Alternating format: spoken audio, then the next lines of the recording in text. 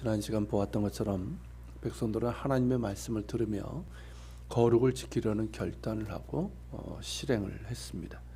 그런데 이를 위태롭게 하는 일들이 벌어졌습니다. 그것도 다른 것이 아니라 성전에서 대제사장을 인해서 생긴 일이고, 또 하나는 레위인들에 대한 것이었습니다. 이때는 6절에서 말하는 것처럼 느헤미야가 예루살렘에 있지 않았을 때였습니다. 느헤미야는 12년의 총독 재임 기간을 마치고 페르시아 바사죠. 페르시아의 수도 수상궁으로 1년간 잠시 갔다가 돌아왔는데 그 사이에 일어났던 일이었습니다. 대제사장 엘리야십은 도비아와 연락을 하고 있었습니다. 이 도비아는 이미 우리가 봤던 것처럼 암몬 지방의 총독으로 성벽 재건 공사를 산발락과 함께 방해했던 대적이었지만 출신이 과거 암몬 지방으로 망명한 유대인으로 짐작되는 사람입니다. 가나안 땅의 실력자였고 그런 출신 배경이 있기도 했고 정치 수완이 좋아서 유대의 이 귀족층들과 친분을 유지하고 있었습니다. 대제사장 엘리야십도 그 가운데 하나였습니다. 느헤미야가 있을 때는 티를 내지 못하다가 느헤미야가 수상궁으로 간 사이에 가까이 했다가 아마도 도비아가 요구한 것 같은데 성전 뜰 안에 큰 방을 하나 내어 주었습니다.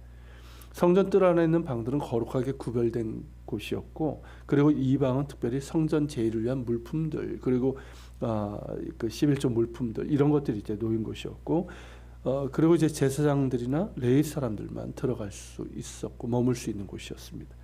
일반 유대인들도 금지되었는데 이방인이나 다를 바 없는 도비아에게 이를 내어준 것이죠. 도비아가 성전 안에 방을 요구한 이유가 무엇이겠습니까?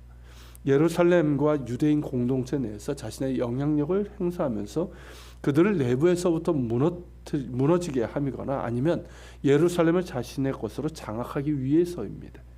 또한 성전 뜰 안에 있는 방은 백성들이 드린 11조와 금은으로 만든 성전 기물들이 보관된 곳입니다. 도둑에게 열쇠를 준 꼴이죠. 가장 거룩하게 구별되어야 할 곳이 바로 성전인데 그 거룩한 구별을 무너뜨린 일입니다. 예수님의 말씀대로 강도의 소굴을 만들어 버리고 만 것이죠. 느헤미야가 왕의 허락을 받아 다시 돌아왔을 때 예루살렘에 이르러서 엘리야십이 도비아를 위하여 하나님의 전뜰에 방을 만든 악한 일을 알게 됩니다. 느헤미야는 이 일로 심히 근심합니다. 원문의 의미로는 심히 분노했습니다. 당연하죠. 하나님의 전이 이렇게 더럽혀지고 강도의 소굴이 되어버렸는데 분노하는 것이 마땅하죠. 적어도 하나님을 경외하고 하나님의 전을 사랑하는 사람이라면 말입니다. 느헤미야는 거룩한 분노를 가지고 도비아의 세간을 그 방 밖으로 다 내어던지고 명령하여 그 방을 정결하게 합니다. 그리고 하나님의 전의 기물들과 소재물과 유향 등을 다시 그리로 도려 놓았습니다. 그렇게 해서 더럽혀진 성전을 정화합니다.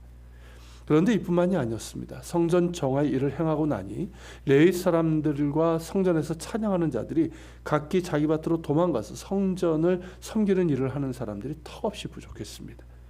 알아보니 레위 사람들이 받을 목, 곧 백성들이 하나님께 11조를 이제 드리고 그 11조에서 이제 받는 사렙인데 그것이 이제 지급되지 않았던 겁니다. 그러니까 어떻게 합니까? 생계를 유지하기 위해서 각각 자기 밭으로 도망간 겁니다. 이는 두 가지 문제가 있었음을 보여줍니다. 첫째는 백성들이 11조를 하지 않았다는 것이고, 둘째는 그동안 바쳐진 11조를 도비아와 대제사장 엘리야십이 장악하고 레인들에게 주지 않았다는 것입니다. 성전 뜰 안의 방들이 백성들이 바친 11조를 보관하는 곳인데 그것을 도비아가 장악하고 있으니 레인들에게 지급될 리가 없는 것이죠. 그래서 레위인들이 먹고 살기 위해서 다 성전을 떠난 것인데 이것이 바로 도비아가 노린 점일 겁니다. 그렇게 해서 성전 제의가 중단되고 유대인 공동체를 안에서부터 무너뜨리려고 했던 것이죠. 이에 느헤미야는 백성들의 지도자들을 불러다가 꾸짖습니다. 하나님의 전이 어찌하여 이렇게 버림바 되었냐고 꾸짖습니다. 더불어 레위 사람들도 다시 불러 꾸짖고 그들을 다시 제자리로 세웁니다. 그러자 백성들이 다시 곡식과 새 포도주와 기름에 11조를 드렸고 성전 곳간에 들여놓게 됩니다. 이제 레위인들에게 정상적인 사례가 지급될 수 있게 된 것이죠. 느헤미야는 이에서 그치지 않고 충직한 자들을 선별해서 그들로 하여금 11조 창고를 관리하게 하고 레위인들에게 사례를 지급하게 됩니다. 이를테면 성전 재정 관리를 충직한 자들에게 맡긴 것이죠. 이 사건을 보면서 어떤 생각이 드십니까? 우선은 느헤미야가 자리를 비운 지 불과 1년 만에 이런 일들이 일어났다는 것입니다. 12년을 총독으로 혼신을 다해서 수고했는데 하루아침에 무너진 것이죠.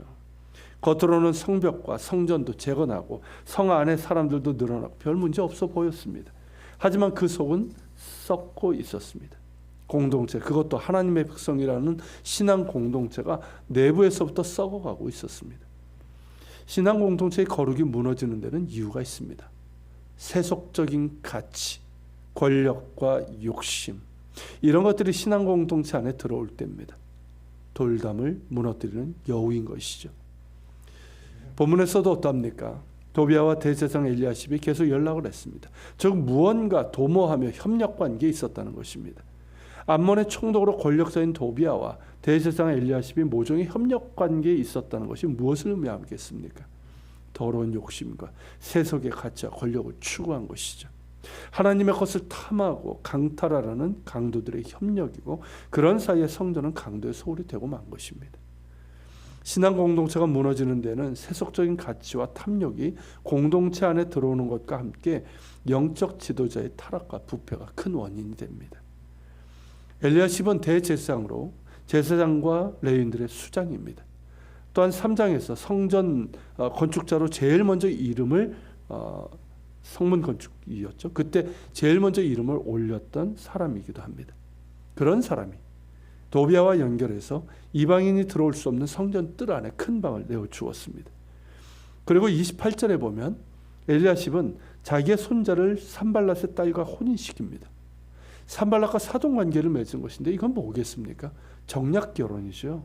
산발랏과 도비야와 이 정략적으로 손을 잡은 겁니다. 그렇게 한 이유가 무엇이겠습니까? 언젠가 느헤미야는 페르시아의 왕의 신하이니 수상국으로 돌아가게 될 것이고, 그러면 이 지역의 실질적인 권력자인 산발랏과 도비야의 영향력에 이제 놓이게 되는 겁니다. 그걸 생각한 것이죠.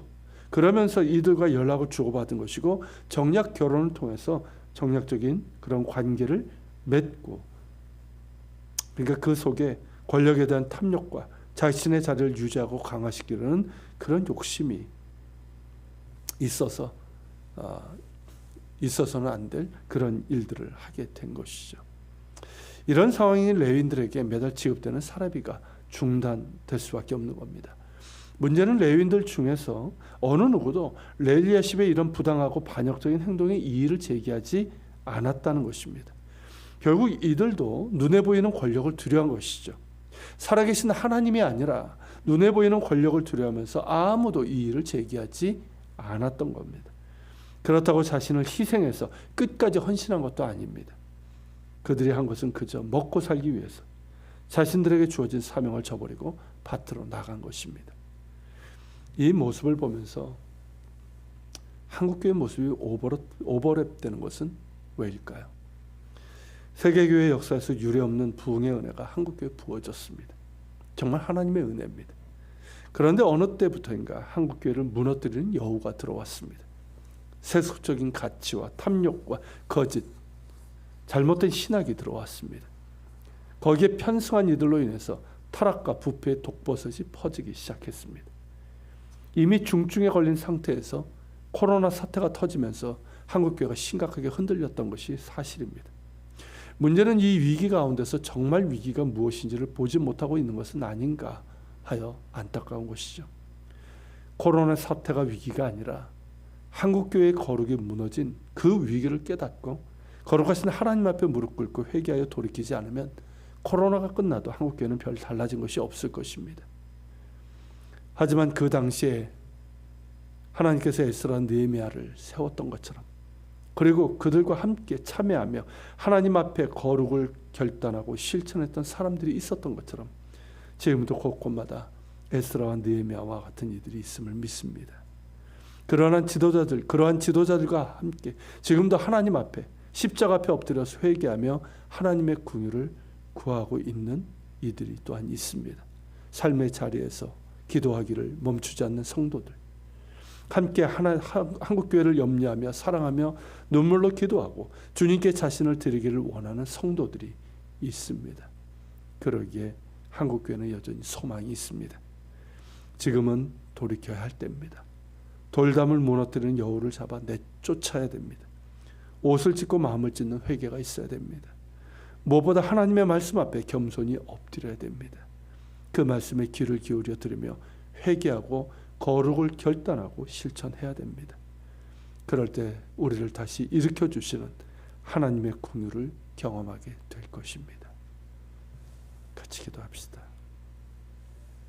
주님, 가장 거룩해야 될 성전에서 어처구니 없는 일들이 벌어지고 또 그 외의 일도 벌어졌습니다.